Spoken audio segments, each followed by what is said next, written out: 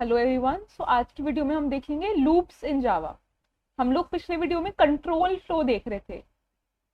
ठीक है, उसके 3 पार्ट्स हमने डिस्कस किए थे, conditional statements, looping statements and jump statements. तो अब लूप्स 3 तरीके के होते हैं, फॉर लूप, वाइल लूप और डू वाइल लूप। तो सबसे पहले आज की वीडियो में हम फॉर लूप डिस्कस करेंगे। उससे पहले डिस्कस कर लेते हैं लूप्स क्या होते हैं। आप सपोज करो कि आपको काउंटिंग लिखनी है 1 to 10, आपको प्रिंट करना है ये। तो आपने क्या किया, system dot out dot print 1, system dot out dot print 2, 3, 4, 5, 6 ऐसे करके आपने 10 प्रिंट स्टेटमेंट्स में नंबर को प्रिंट कर दिया।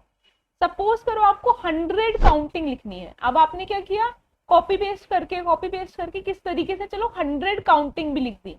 अब मैं आपको कहती हूँ आपको 10,000 तक काउंटिंग प्रिंट करवानी है। तो अब आप क्या करोगे, 10,000 लाइंस बार बार लिखोगे? नहीं, आप ऐसा नहीं करोगे।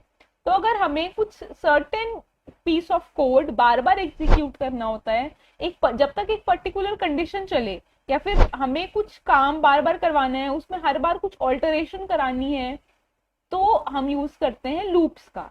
So looping statements are those statements when we want to execute a certain logic or a certain code again and again until a condition is met। जब तक कोई कंडीशन पूरी नहीं हो जाती, अगर हमें कोई काम बार बार कराना है तो हम लूप यूज करते हैं। अब 3 तरीके के लूप होते हैं, फॉर लूप, वाइल लूप और डू वाइल लूप। तो सबसे पहले डिस्कस करते हैं फॉर लूप। तो फॉर लूप में सिंटेक्स कैसे होता है, फॉर। अब इस ब्रैकेट के अंदर 3 चीजें जाती हैं। सबसे पहले इनिशियलाइजेशन, कि हमने अपने लूप को इनिशियलाइज कर दिया, शुरू कर दिया। बीच में फिर हमने दे दी कंडीशन, और फिर हमने कर दिया इंक्रीमेंट या डिक्रीमेंट। अब कैसे समझेंगे इसे, इनिशियलाइजेशन। जैसे मैंने आपको बोला आपको 1 से 10 तक काउंटिंग प्रिंट करनी है, तो इनिशियलाइजेशन आपने कहां से इनिशियलाइज कर दिया, इंट आई इक्वल टू 1।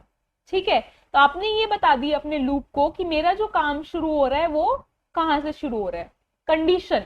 अब इसमें आप क्या बताते हो अपने लूप को, आप अपने लूप को ये बताते हो कि मुझे कोई काम कब तक कराना है। जैसे मुझे आई लेस देन इक्वल टू 10, आई मेरा 1 से शुरू हो और कब तक जाए, जब तक वो 10 के बराबर नहीं हो जाता। और मुझे क्या करना है, फिर पहले 1 प्रिंट कराना है, फिर 2, फिर 3, फिर 4, फिर 5।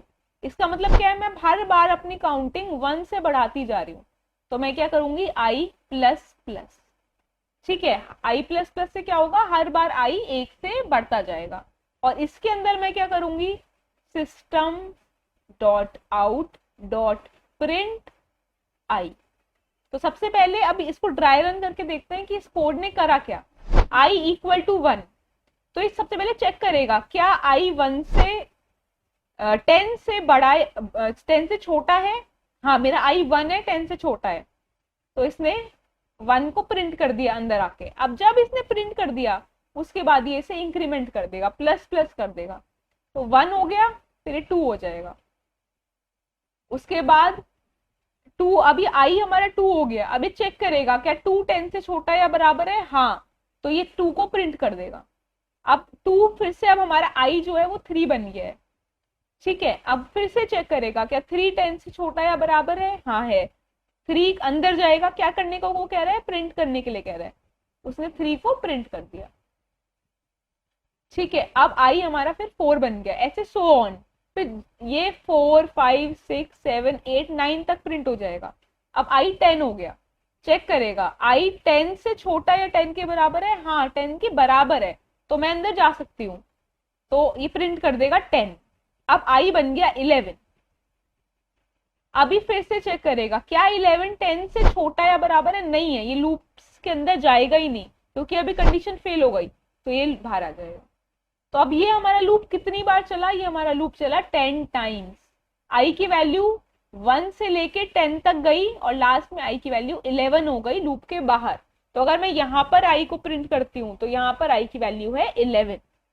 तो फॉर लूप एक बार दोबारा देखते हैं। फॉर लूप में 3 चीजें होती हैं, इनिशियलाइजेशन, आप अपने लूप को अपने माइंड में ब्रेक करो। जब भी आपको कोई भी क्वेश्चन मिले तो उसमें अगर आपको पता है कि इसमें मुझे लूप बनाना है, तो आप इसे ऐसे करके सोचो, इनिशियलाइजेशन, कि मैं अपने वेरिएबल को किस वैल्यू से इनिशियलाइज करूं अपने लूप के लिए।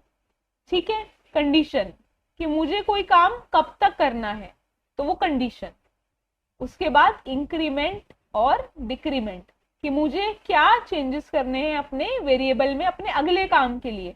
एक बार मैंने लूप रन कराया, अब अगली बार मुझे लूप रन कराना है तो मुझे उसमें क्या चेंजेस करने हैं। ठीक है, तो अब इसको हम कोड करके देखते हैं एक बार फॉर लूप को। For int I equal to 1। ठीक है, मैंने आई को इनिशियलाइज कर दिया 1 से। I less than equal to 10, I plus plus.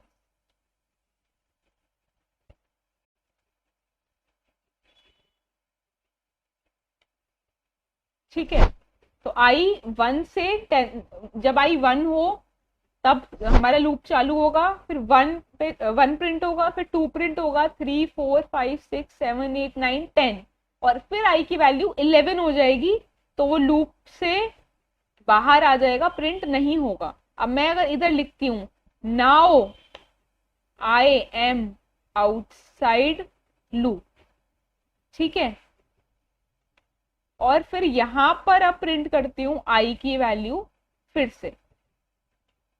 ये मैं बस इसलिए आई की वैल्यू फिर से प्रिंट कर रही हूं, आप लोगों को अच्छा लूप के बाहर आई की वैल्यू प्रिंट करनी है तो आई को इधर इनिशियलाइज करना पड़ेगा। ठीक है, क्योंकि लूप के अंदर करूंगी तो मैं उसे लूप से बाहर यूज कर नहीं सकती।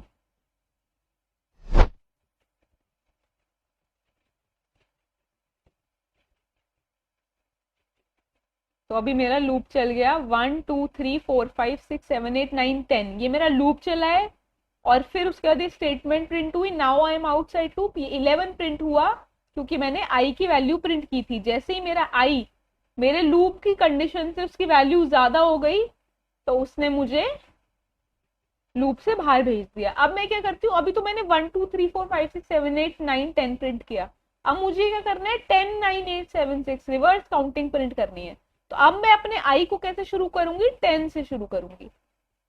ठीक है, पहले मैं चेक कर रही थी कि आई 10 से छोटा हो, अब मैं चेक करूंगी कि ये तब तक प्रिंट करो जब तक ये 0 से बड़ा हो, और हर बार आई की वैल्यू 1 कम करते जाओ। ठीक, अब मैं प्रिंट करती हूं।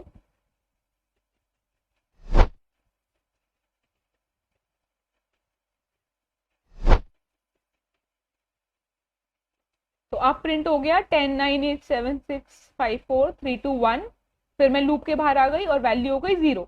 तो पहले मैं क्या कर रही थी, अब इसमें हमें सोचना है सबसे पहले क्या, कि मैंने आपको बोला रिवर्स काउंटिंग प्रिंट करो 10 से लेके 1 तक, तो आपको पता चल गया कि मुझे शुरू कहां से करना है, 10 से।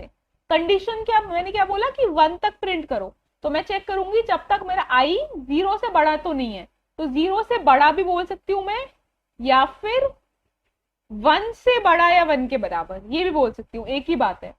आई माइनस माइनस 10 से फिर मुझे 9 पे जाना है, तो मुझे पता चल गया कि मुझे